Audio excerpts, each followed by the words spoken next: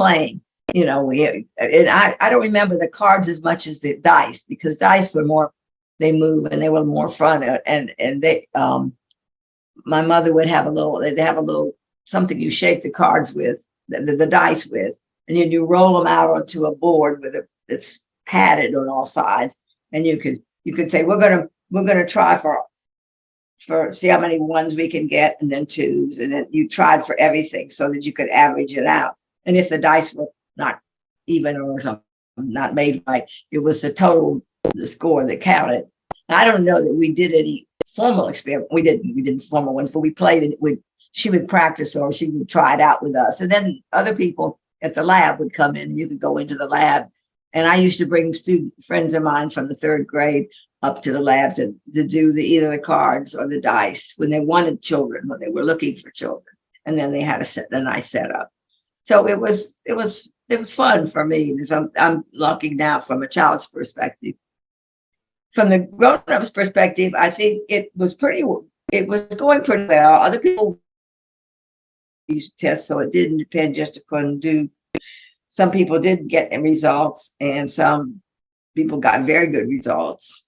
And it kind of gradually grew and grew with until, as I said, they had the journal, and then and then they published that.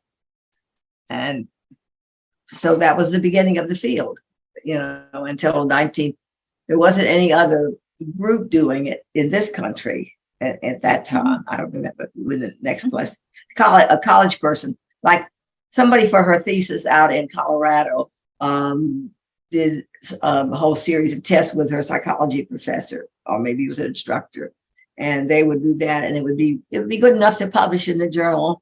And then if we had a big conference in Ohio, I was still just a kid when they had that, and it was a psychology association that had it. They had people who were skeptics, and they were people who were believers, the lab people. And they had this. My dad was a little bit scared of it because he said it was like a heresy trial. They were finding out whether he was, a crook or not.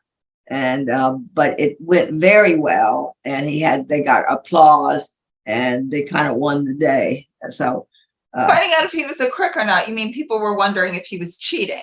And that's right. Yeah, a crook, exactly. Because how else could, if you didn't believe this was possible, then first of all, you look for the statistics, and that took them quite a few years to nail down. It wasn't until 1937 that they got mathematicians to say, look, we've investigated all their methodology, and if the parapsychology work is to be fairly criticized, it has to be on the basis of